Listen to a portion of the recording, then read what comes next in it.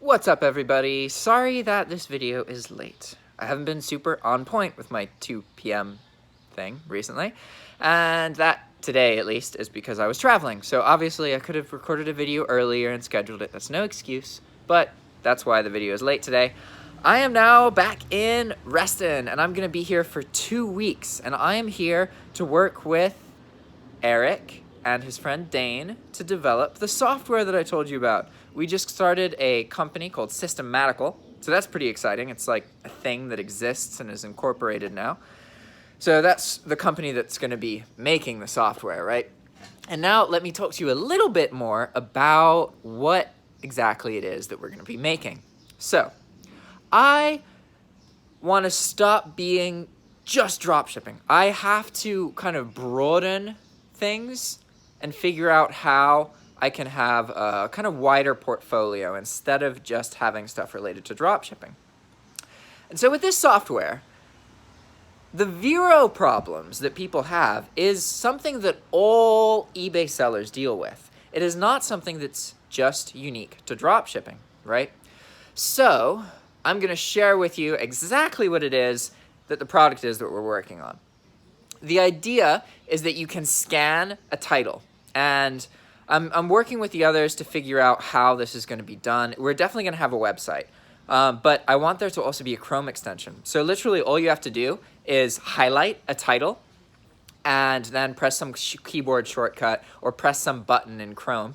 And then what it's going to do is it's going to scan all of the words in that title.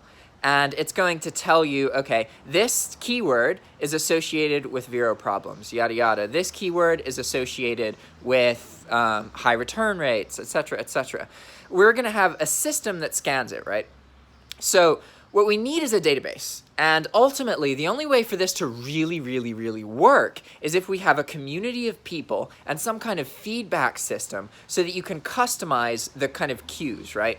So you're going to be able to scan these sentences and then be able to view the results. Like, okay, this keyword Velcro is a trademarked word, you can't use it. Or this brand name is part of Van Taboli, which is a company that is really intensely monitoring eBay, and unfortunately they are claiming counterfeit instead of copyright. So eBay takes that much more seriously, right? There's all this inside information that it would be really great to know before the problem happens, right? So what we have to do, I have the database with the VERO problems. The database isn't the thing that makes the software special. What makes it special is the ability for it to learn and grow, and for the ability for you guys to customize it so that it's different based on what your needs are. As a bulk dropshipper, I need to be incredibly picky and eliminate as many problematic items as possible. If I have to eliminate 99 products to get rid of one product that would cause a problem, I'm going to do it, right? Whereas an optimizer who's dropshipping won't need to be that picky. They can be less picky because they make more money off of way less items, right? They don't have to worry as much about all of these things stacking up. But what about a physical eBay seller? What kind of things are they going to have to worry about? Mostly just the VERO stuff, right? But ultimately, the tool is going to be a way that you can highlight a title. And the idea is that you should be able to do this no matter what tool you're already using, whether it's Hydra Lister, DSM, Infinii.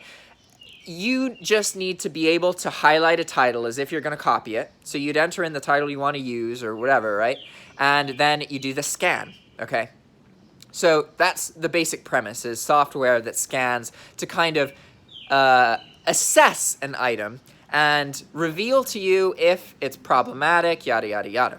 So that part's pretty simple. The complicated part is the feedback system, because the idea is, all right, you have to understand that with VERO violations, there is no way to eliminate every possible problem.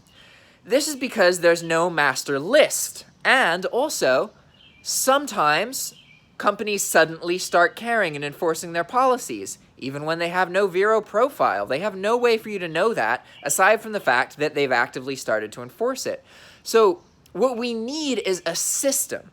And imagine that we have 100 users. If we do this properly, only 1 or 2 of those users needs to take the hits to make the software aware that this is now being policed, and then all of the other users won't have to take that hit because only 1 or 2 people had to. So basically, you cannot prevent certain individuals from getting violations.